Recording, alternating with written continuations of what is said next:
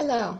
This video is about ways that we can enjoy apples and pumpkins now while they're in season locally, but also ways that we can prepare them for longer term storage so that we can continue to enjoy them beyond their peak season.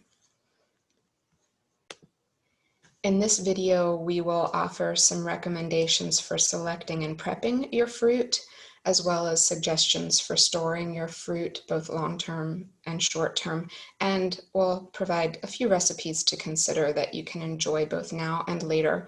We will focus more on pumpkins, especially concerning the prep portion of the video, because most of us are familiar with apples, have at least made apple pie or a bread or a muffin with apples. But if you're interested in how to prep a pumpkin yourself, we're going to talk about that for a little bit at the beginning of this video. And then later we will share some specific recipes. When it comes to picking your fruit with apples, most of us probably get them from the grocery store or the farmer's market. And regardless of where you get them from, whether you go picking them in an orchard or get them from a store or market, the main thing to think about is you don't want to pick any that have bruises or black spots. Those will be things you'll need to cut off, especially if you are planning to do any baking or cooking with them. And then think about the sweetness and tartness of the varieties and what your personal preferences are. Even if you like to just eat sweeter apples, you might want to consider something that is more tart if you're going to do some baking or cooking. I will often even just add a little lemon juice to a recipe if the apples are not as tart as I would like them to be, because usually when we're baking with them, we're already adding sugar, and so some tartness in the apples can help to balance the flavor. If I'm making an apple pie, for example, or some applesauce and the apples are not as tart as I like, I'll add a teaspoon of lemon juice at a time and stir it in until the recipe reaches the tartness I prefer. So that's something to keep in mind. Concerning pumpkins, the jack-o'-lantern pumpkins, you can use that fruit, but it is not going to be as tender or sweet as the fruit from a pie or a sugar pumpkin. So if you want to use the fruit from a jack-o'-lantern so that it doesn't go to waste, you can certainly follow the instructions in this video, but you might need to cook them for a bit longer than most of these recipes call for. And if you're going to get a pumpkin simply for baking or cooking, then I would recommend finding a pie or a sugar pumpkin. And the only thing with regard to pumpkins is you just want to make sure we don't eat the skin anyway, so just make sure that there's no moisture or mold and no nicks to the surface that would expose the fruit, because those will cause the pumpkin to degrade more rapidly. But overall, pumpkins are easier for storage than apples. With apples, you want to keep them in the refrigerator until you use them, or another climate that is around 35 to 40 degrees. And then when you're ready to use them, either to just eat or to cook or bake, you want to wash them well. And then you can prep them to store them longer term. You might want to slice them and soak them in some lemon juice to freeze sliced apples, or you can chop or bake or slice them and bake them and freeze them baked. There are many things you can do with apples, including a variety of recipes and suggestions here on this slide. Almost anything you would want to do with apples, you could freeze or potentially can, and when it's a dry good like granola, or you would be able also to just keep it for a period of time at room temperature. Pumpkins are easier, as I said, as long as there are no black spots or mold or any places where there's a nick that shows the fruit to be exposed to the air, then you can keep it at room temperature for 30 days or more. And then once you cut it open and have raw fruit, similar to apples, in the refrigerator, it would keep for about 1 to 3 days. The difference is with apples, you would probably want to treat it with lemon juice if you're going to store it before eating it, because that will help to keep it from turning brown. With pumpkins, you don't have to worry about that. And you can freeze both fruits raw, or you can prep them with similar kinds of recipes to freeze or to can or to eat at and store at room temperature as a granola, or even to take those pumpkin seeds and roast them and store them at room temperature.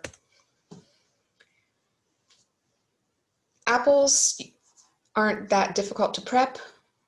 I think most of us have done that before. The main thing I would say is if you are eating conventional apples that have been treated with pesticides, apples are bad for retaining pesticides. So if you are planning to eat the skin, you'll want to soak those apples in a solution of 50% vinegar, 50% water. It can be plain white vinegar or apple cider vinegar if you prefer, but soak it for 20 minutes and then rinse it for 20 seconds before you eat it or chop it up with the skin to eat, even if you're baking with it. It won't remove all of the pesticides, nor will peeling it, but you'll remove more of the pesticides than if you just quickly washed an apple and ate the skin. With pumpkins, we don't need to worry about pesticides because we don't eat the skin, but pumpkins take a lot more prep work. So we're going to talk a little bit about how to prep a pumpkin if you're getting a raw pumpkin to cut and cook or bake. You can just rinse it quickly since we're going to basically get rid of the skin anyway, no matter what way we prepare it to the end. And then what I recommend if you are planning to make a pumpkin puree out of it for a pie for later or other kinds of baking, then really all you need to do is cut the pumpkin in half and break the stem off, remove the seeds, and then you're ready to go. You can just put this pumpkin in the oven in 2 pieces and roast it at 400 for 45 minutes or more, depending on how big the pumpkin is. And if you want to make it a little easier to cut it, since it can be cumbersome to try to cut a whole pumpkin, you can put it in the microwave if it fits for about 2 minutes, and that will help to soften it up a bit and make it a little bit easier to cut. Here's a picture. I got a pie pumpkin, and you can see that I cut it in half just to the side of the stem, and then the stem broke off easily for me, and I was able to just get rid of the stem and remove the seeds with the pulpy part. And then if you want to just roast your pumpkin, you can just place it face down on either a coated baking sheet or pan, or you can do like I did and line it with parchment, or if you have a silicone baking mat, that's fine too. And just roast it for 45 minutes to an hour. It depends on the size of the pumpkin. This pumpkin that I roasted was about 4.5 pounds, and it was really soft at the 45-minute mark. So I took it out of the oven and let it cool. If you let it cool enough that you can handle it, then you should be able to peel that skin right off, and then just go ahead and scoop the pumpkin fruit into a food processor or blender to puree if you're making pumpkin puree. And this is what it looked like when I removed the skin, and that pumpkin was already really soft, so I was able to just take a spoon and scoop it. And I can show you here, this is what it looked like when I scooped it, and then once I pureed it, it got even more uniform, although there's still just a little bit of lump, but not that much. And for the things that I cook it for, it's going to get mixed in more anyway. So for something like granola or a pumpkin pie, where you use the mixer anyway to beat everything together, it's not a big deal. But you can puree it completely so that it's completely uniform if you prefer. I pureed this for about 2 minutes. If you want to instead cut your pumpkin into chunks, for example, I have a soup recipe that calls for chunky chopped pumpkin. You can do that as well. If you have put it in the microwave for a couple of minutes and then cut it in half, pumpkin isn't that hard to chop. The hardest part would be really peeling the pumpkin yourself. So if you're making puree, the easiest thing is just to put it all in the oven and then take the skin off once it's done because it peels right off. But if you want to cut it into chunks, the hard part is really just peeling it, and then beyond that, you just cut it into the chunk sizes that you prefer for whatever it is you're going to do. So I have some pumpkin that is bite-sized for the soup that I currently have on the stove that I will show you later. But that's how you can prep a pumpkin yourself. Those steps make it a little bit easier, especially if you are making a puree out of it for pies and baking and even for cooking soups. Another thing to think about is once you've got those seeds, you can just discard them if you'd like, or you can roast them, and then you'll just need to get that pulp off of the seeds. What I did was run it through a colander. Sometimes it can be challenging or frustrating, and if that's the case, you can always boil some water and put the seeds in the water. That will help to remove that pulp. But I was able to just remove it by running some cold water over the seeds in a colander and then picking out the few pieces of pulp that were remaining, and then they were ready for me to place them in the oven to roast. As you can see here, is what they looked like in the colander after I rinsed them with water and just picked out the final pieces of pulp. They looked really good, really clean. They weren't that difficult really to get that pulp off. And notice the colander, I think, helps too. Don't use a sieve because the holes are smaller with a strainer than with the colander. So the bigger holes help the pulp to rinse through. And then you can freeze these raw if you'd like. And if that's the case, I recommend either leaving them overnight probably to dry by air, or if you want to dry them quickly, you could put them in the oven at 300 for maybe 5 minutes just to get them dry, and then they would freeze fine in a freezer safe container, or you can roast them for eating. And this is directions for how to roast pumpkin seeds. Once you've rinsed them and the pulp is off, place them in a bowl and mix about a teaspoon of oil for every cup of pumpkin seeds. I got about 1.5 cups out of my 4.5 pound pumpkin. So I put 1.5 teaspoons of olive oil in with the pumpkin seeds. And then if you want to put a dash of salt, you can do that. You can roast them plain, or you can mix in a seasoning blend. I did that, and I'll show you a picture of what they look like with the seasoning blends.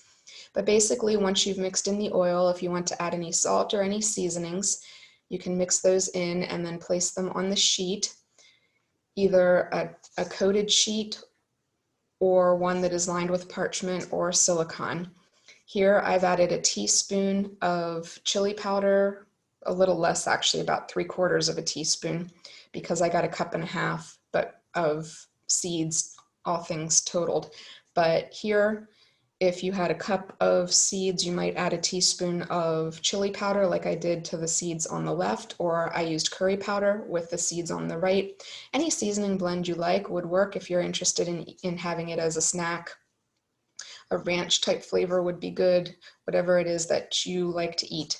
And then just roast them. 45 minutes will make them crunchy. If you don't like to make them crunchy and you want them to be a little chewier, then you could roast them for a little less time, maybe 20 to 25 minutes, and maybe test them to see if they're at the right consistency for you. But 45 minutes will make them crunchy for sure. So those are the recipes for just preparing your pumpkin to make puree, and for just chopping it too if you need it for other things, and also for how to use the pumpkin seeds if you don't want to waste them. Now I'm going to share a couple of granola recipes, because granola is something that you can store at room temperature, and it's a pretty healthy snack, or something that you can even eat for breakfast that's fairly healthy. I have an apple granola and a pumpkin granola recipe I like, and then I'll also have a soup recipe I'll share, the one that I'm making right now. Apple granola is fairly straightforward. You just need to prepare according to these directions, gather all of your ingredients and prepare everything. The one thing I will say is if you are using brown sugar, then you do want to follow step 3, where you put the brown sugar, oil, and vanilla in a saucepan and heat them and stir until the brown sugar is dissolved, and then you can add that to the dry ingredients. If you do like I did and use maple syrup instead of brown sugar, then you don't even need to heat anything. I didn't. I just mixed the maple syrup, oil, and vanilla together in a bowl and then mixed them into the dry ingredients. It really doesn't matter what sweetener you use. They are all fairly similar as far as sugar content and calorie content, unless of course you use something like stevia. I use maple syrup because it's available locally, but so are honey and molasses. So you can do whatever you prefer as far as nutrition is concerned. They're all fairly similar unless you have particular food concerns that you have to avoid a certain kind of sweetener. And you can also reduce the sweetener. I often reduce the sweetener in my granola recipes if I'm going to eat it every day for breakfast, for example. I will only do maybe 2 tablespoons of sweetener instead of a third or a quarter of a cup. So you can always reduce that as well if you don't want to have so much sugar in your granola. But this will make a fair amount of granola, so you won't be eating a ton of sugar even in one serving if you follow the recipe the way it is here. And this is what my apple granola looked like. I used almonds and sunflower seeds, and I put in some dried cranberries, and it turned out pretty well. So it's a healthy snack or something healthy that you can eat in the morning for breakfast instead of a processed cereal, because here you're getting whole seeds and nuts and whole grains, which is healthier for you in general than those heavily processed cereals. Pumpkin granola is similar, except that you don't have to chop up anything. If you've made your own pumpkin puree, well, you do have to chop up the nuts, but you don't need to chop up a fruit. If you've made pumpkin puree, you can go ahead and use your own pumpkin puree, but you could also get some from the store. Just make sure it's puree and not pumpkin pie filling. Just plain puree is what you want.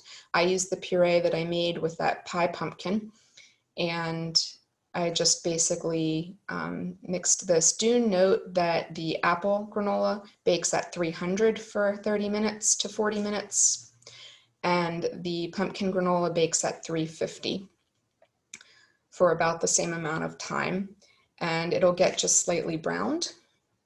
I can show you on the next slide what my pumpkin granola looks like. Once it's a bit browned, it should be ready to come out of the oven, and you just let these cool completely, and then you can store them in airtight jars. They will freeze just like everything else. They will lose some of their crunch just like everything else when you freeze it, but you can freeze them, or you can store them. They'll keep for a couple of weeks at room temperature.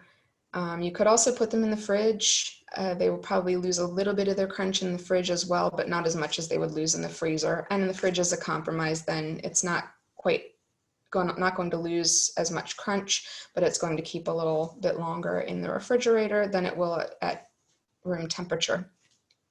The main thing is that the fruit can start to break down after a couple of weeks. So that's what you want to watch for on these. And finally, one last recipe. Soups are something that are easy to freeze in mason jars or other freezer safe containers to enjoy later. And pumpkin is similar to sweet potatoes in that it is of somewhat sweet fruit that will balance well with a spicy or at least savory dish. A lot of the pumpkin soups that you will find in cookbooks and online call for you to puree the pumpkin or for you to use pumpkin puree to start, and you can certainly use those recipes if you like them. I'm sharing this one because it's a little different. It calls for you to leave the pumpkin chunky. So here is this recipe. I have it on the stovetop right now, and at this point I have everything ready to go, so I can show you what it looks like. And you can see it's a nice flavorful soup, and it also allows you to use some local ingredients, and then you can freeze this pumpkin and use it for later. You can get cut pumpkin at the farmer's market or grocery store if you don't want to go through the process of cutting it yourself, or you can go through the steps that I mentioned earlier and get a pie or a a sugar pumpkin would be preferable for this as well, because they're smaller and the fruit is a little bit nicer for cooking and baking.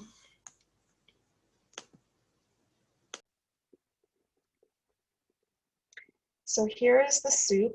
You can see that it's simmering and everything has been added now. I've added the peas because the pumpkin has fully cooked and it's tender now. And you can see this is what it looks like. It's got a nice harvest color to it with the red tomatoes and the yellow-orange pumpkin. And it's a somewhat brothy soup. So you can, if you would like, add some chopped kale or collard greens.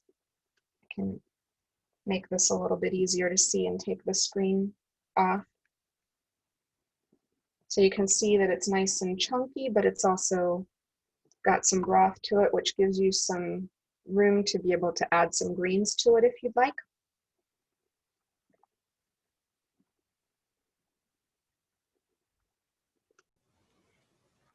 I am going to add some kale because I have some kale to use, and in fact I have a bit more kale. This says 2 to 3 cups. You could add more. I have more, like double that. I have about 6 cups of kale because that was what I had to use, and I don't have any plans to use it for anything else.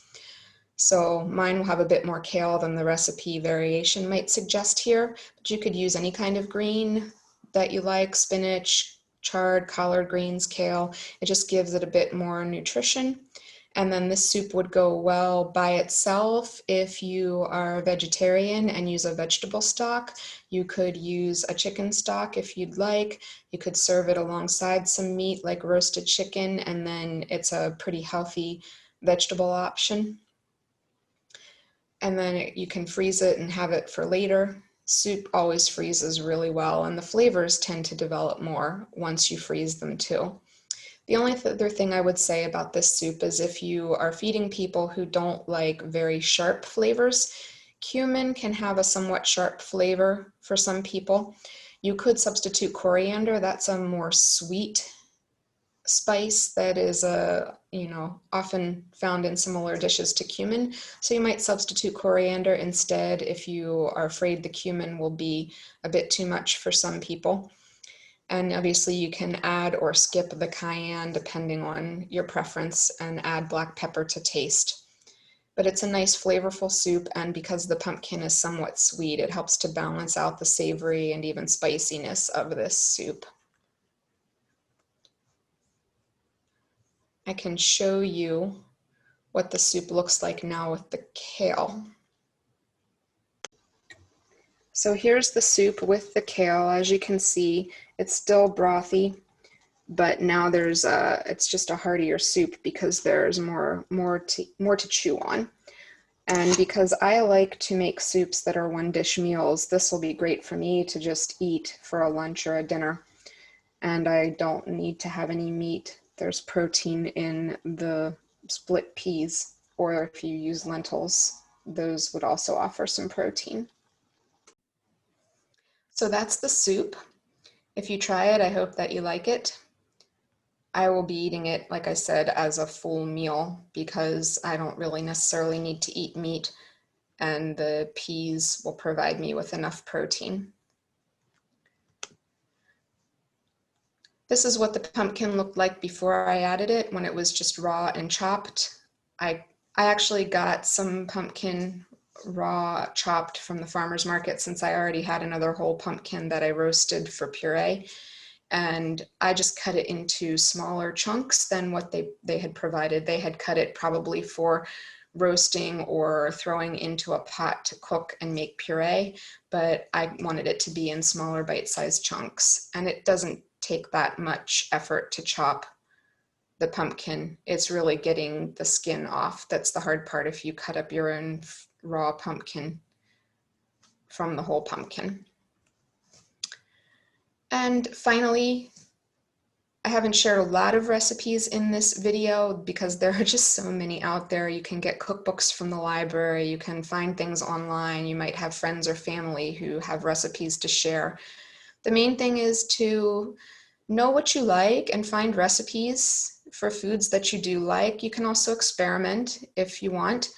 And just know that most foods you can freeze or can, and then dry goods like roasted pumpkin seeds and granola can be stored at room temperature as well. And all of these allow you then to enjoy the apples and the pumpkins beyond their prime season. We can still get apples into the winter and spring, but they lose some of their juiciness and they lose some of their flavor. And with pumpkins, they're really a fall fruit as well. So now is a time to be taking advantage of both of these fruits if we want to enjoy them at their peak. Thank you for viewing this video. I hope that there have been some helpful tips and some interesting recipes for you. We'll see you next time for the next food video.